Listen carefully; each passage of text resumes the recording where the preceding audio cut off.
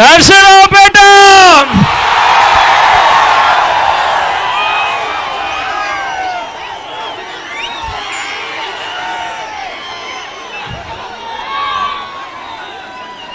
ఈరోజు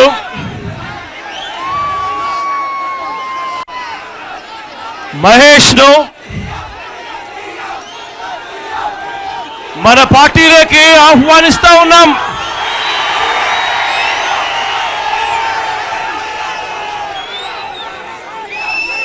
తోడుగా నువ్వు రా మహేష్, అన్నగా నిలబెడతానంటున్నాడు.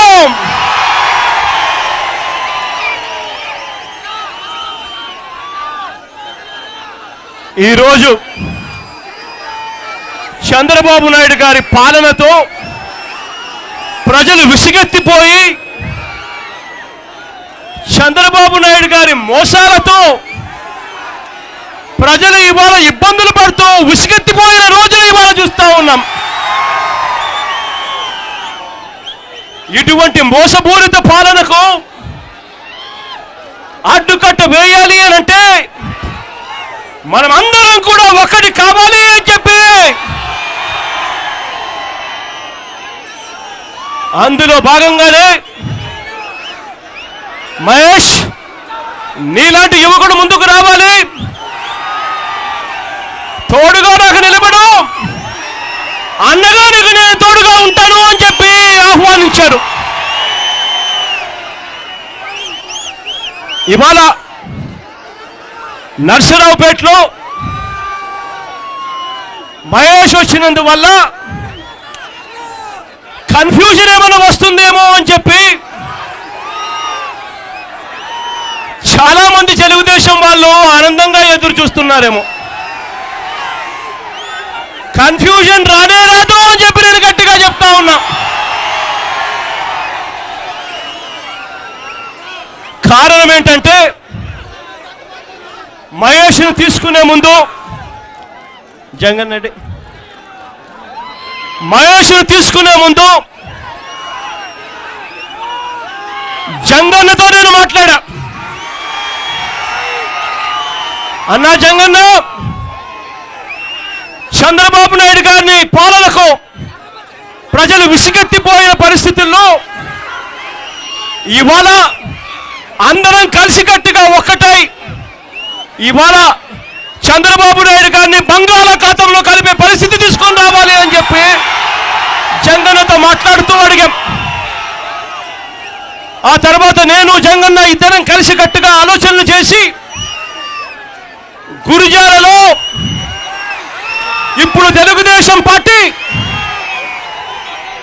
ఇవాళ తెలుగుదేశం పార్టీ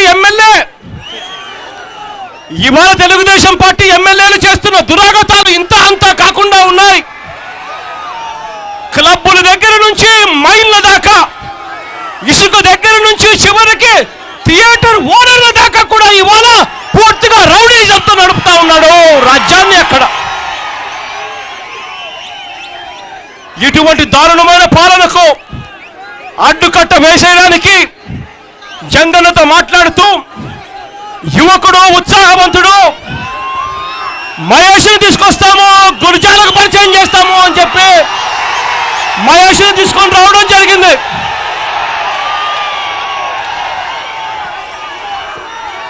మహేష్ను ఆశీర్వదించండి. గురిజాలకు నా తమ్ముడే అక్కడ నిలబడుతున్నాడు అని చెప్పి ఆశీర్వదించమని చెప్పి నేను కోరుతా ఉన్నాను మిమ్మల్ని అందరినీ. నర్సరావుపేటకు మీకు ఇంతకు ముందే పరిచయం ఉన్న ఎమ్మెల్యే డాక్టరు సౌమ్యుడు అన్ని రకాలుగా మీకు తోడుగా ఉండి కొనసాగుతాడు. జంగన్న విషయంలో నాకు నాన్న చనిపోయిన తర్వాత జంగన్న లాంటి వాళ్ళు నాకు నాన్నగా నిలబడిన వ్యక్తులు. ఎట్టి పరిస్థితుల్లోనూ జంగన్నకు అన్యాయం జరగదు అని చెప్పి నేను చెప్తా ఉన్నా. ముఖ్యమంత్రిగా ప్రమాణ స్వీకారం చేసిన 6 నెలలకే జంగన్న నా పక్కన కూర్చోబెట్టుకుంటా అని కూడా సభాముఖంగా మాట చెప్తా ఉన్నా. చట్ట సభల్లోకి తీసుకొని వస్తాను, నా పక్కన జగన్ను కూర్చోబెట్టుకుంటాను అని చెప్పి కూడా గట్టిగా చెప్తా ఉన్నా. ఇవాళ రాష్ట్రంలో పరిస్థితులు ఎలా ఉన్నాయి అని చెప్పి నేను వేరే చెప్పనవసరం లేదు. ఇవాళ రాజకీయాలలో వచ్చినప్పుడు నానప్పుడు ఒక మాట అంటూ ఉండేవాడు, ఎన్నాళ్ళు బతికామన్నది కాదు ముఖ్యం, బ్రతికినంత కాలం మనం ఎలా బతికామన్నదే ముఖ్యము అని. ఇవాళ నేను అడుగుతా ఉన్నా, అబద్ధాలు చెప్పి మోసం చేసే ముఖ్యమంత్రి కావాలా? రెండు చేతుల పైకెత్తి గట్టిగా చెప్పాలి, ఇలా ఇలా ఇలా ఇలా ఇలా ఇలా ఇలా ఇలా ఇలా ఇలా ఇలా ఇలా అని. అబద్ధాలు చెప్పి మోసం చేసే ముఖ్యమంత్రి వద్దు అని చెప్పి ఇవాళ ప్రతి సోదరుడు చేతులెత్తి చెప్తా ఉన్నాడు, రెండు చేతులు ఊపి ఇలా ఇలా ఇలా ఇలా ఇలా ఇలా అని. ప్రతి అక్క, ప్రతి చెల్లెమ్మ, ప్రతి అవ్వ, ప్రతి తాత చెప్తా ఉన్నారు, రెండు చేతులు పైకెత్తి ఇలా ఇలా ఇలా ఇలా ఇలా ఇలా ఇలా వద్దు అని. భావి తరాలకు నాయకుడిని పరిచయం చేసేటప్పుడు ఫలాని వాడు మా నాయకుడు అని ప్రతి కార్యకర్త సగర్వంగా తలెత్తుకొని చెప్పుకునే విధంగా ఉండాలి నాయకుడు అనేవాడు. కానీ ఇవాళ చంద్రబాబు నాయుడు గారిని చూసి సిగ్గుతో తలదించుకునే పరిస్థితిలో ఉంది ఇవాళ నాయకత్వం అని చెప్పి చెప్తా ఉన్నా. అబద్ధాలు ఆడడం, మోసం చేయడం ఏ స్థాయిలో జరిగిందో మీ అందరికీ కూడా తెలిసిన విషయమే. ఎన్నికలకు ముందు ఇదే చంద్రబాబు నాయుడు గారు ఏమన్నారు, రైతుల రుణాలన్నీ పూర్తిగా బేషరతుగా మాఫీ చేస్తాను అన్నాడా లేదా? అన్నాడా లేదా? రెండు చేతులు పైకెత్తి చెప్పాలి గట్టిగా, అన్నాడు. ఎన్నికలకు ముందు చంద్రబాబు నాయుడు గారు ఏమన్నారు, గోడల మీద ఏం రాతలు రాశారు, టీవీలలో ఏం అడ్వర్టైజ్మెంట్లు వచ్చాయి, బ్యాంకుల్లో పెట్టిన బంగారం ఇంటికి రావాలి అంటే బాబు ముఖ్యమంత్రి కావాలి అని అన్నాడా లేడా అంటున్నా. రెండు చేతులు పైకెత్తాలి గట్టిగా చెప్పాలి, అన్నాడు అని. అడ్డగోలుగా రైతన్నలను మోసం చేశాడు. ఇవాళ రైతన్నలకు బ్యాంకుల్లో పెట్టిన బంగారం ఇంటికి రావడం లేదు. ఇవాళ బ్యాంకుల్లో పెట్టిన బంగారానికి బ్యాంకులు ఇవాళ నోటీసులు పంపుతా ఉన్నాయి, వేలం వేస్తూ ఉన్నట్టుగా వస్తా ఉన్నాయి ఇవాళ నోటీసులు. రైతులను మోసం వదిలిపెట్టలేదు, అక్క చెల్లెమ్మలను వదిలిపెట్టలేదు. ఆ రోజు ఎన్నికలప్పుడు డ్వాక్రా అక్క చెల్లెమ్మలు ఉండాలని పూర్తిగా మాఫీ చేస్తాను అని చెప్పి అన్నారా లేదా అని అడుగుతా ఉన్నాను. రెండు చేతుల పైకి గట్టిగా చెప్పాలి, అన్నాడు అన్న మాట వస్తుంది. ముఖ్యమంత్రి అయ్యాడు, డ్వాక్రా రుణాలన్నీ మాఫీ అయ్యాయా అని అడుగుతా ఉన్నాను. రెండు చేతుల పైకెత్తి ఇలా ఇలా ఇలా ఇలా ఇలా ఇలా ఇలా ఇలా ఊపాలి. మాఫీ కాలేదు అన్న మాట వస్తుంది. ఇదే చంద్రబాబు నాయుడు గారు చదువుకున్న పిల్లలను వదిలిపెట్టలేదు, ఉద్యోగాల కోసం వెతుకుతున్న పిల్లలను వదిలిపెట్టలేదు. ఎన్నికలకు ముందు అన్న మాట, జాబు రావాలంటే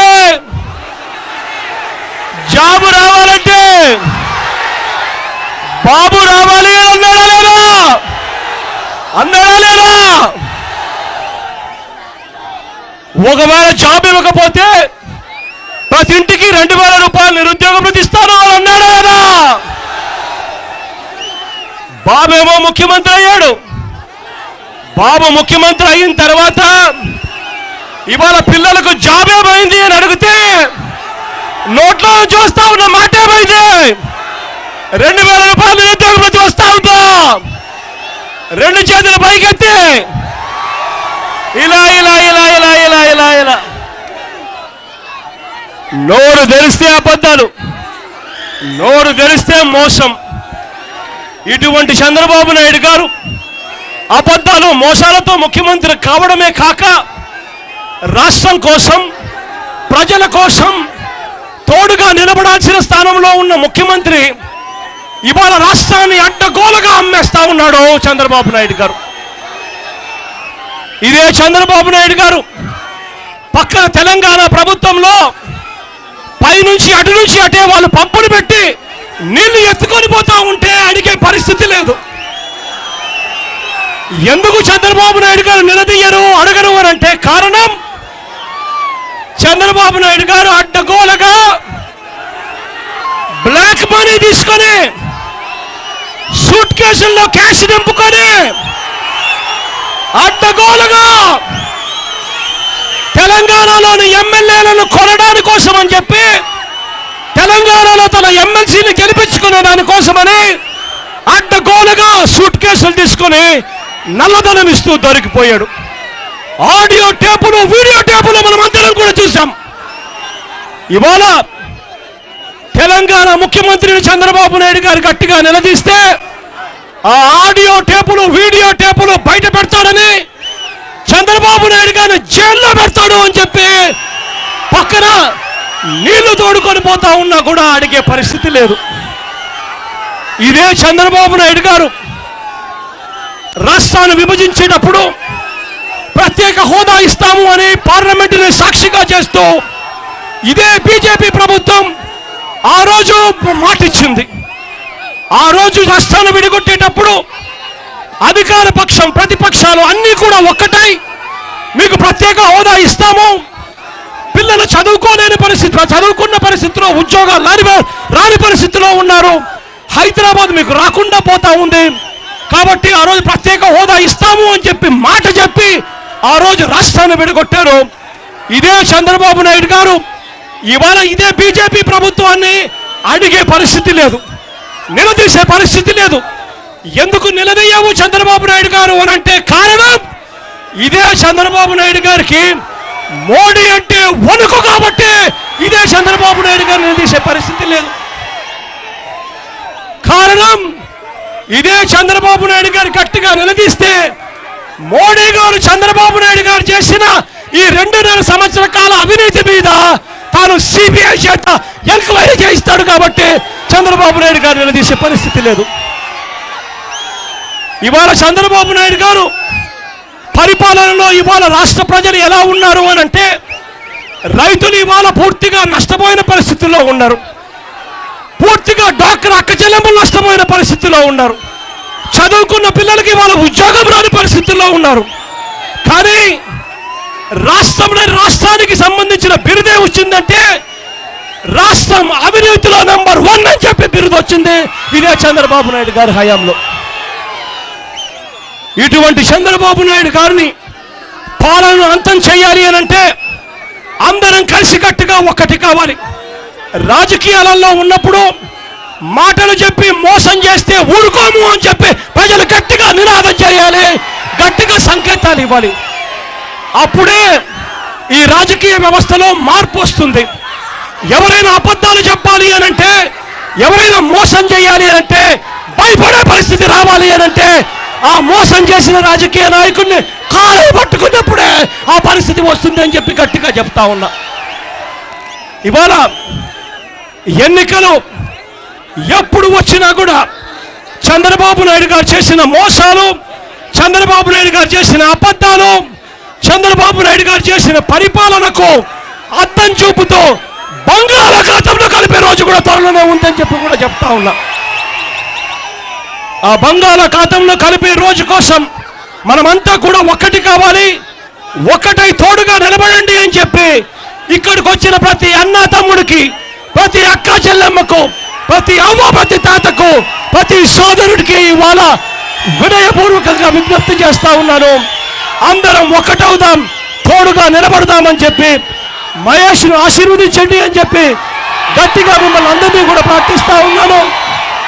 యువకుడు, ఉత్సాహవంతుడు, నాకు సోదర సమానుడు అని చెప్పి మరొకసారి చెప్తూ మీ అందరి చల్లని దీవెనలు మహేష్ పై ఉంచాల్సిందిగా సవినయంగా చేతులు జోడించి పేరు పేరున ప్రార్థిస్తా ఉన్నాను.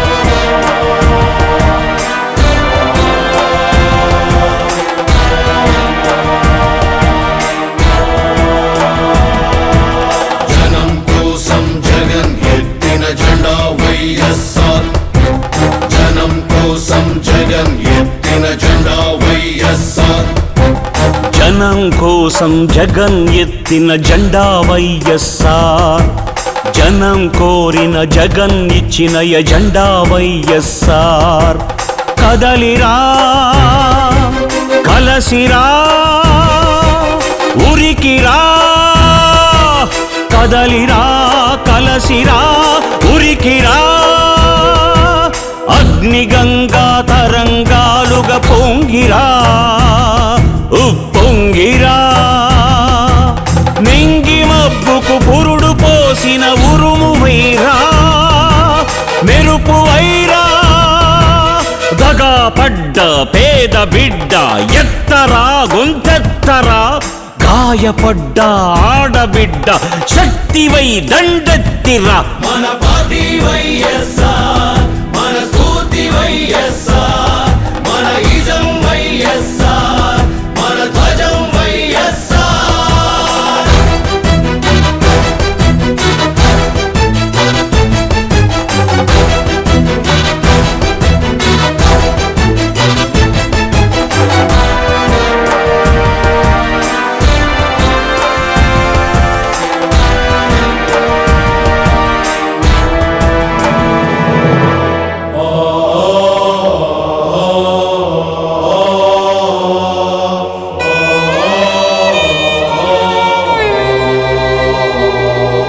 పేదవాని కడుపు నింపే అన్నమే కానుక, అన్నదాత పొలము నిండా నీళ్ల పరవళ్ళ.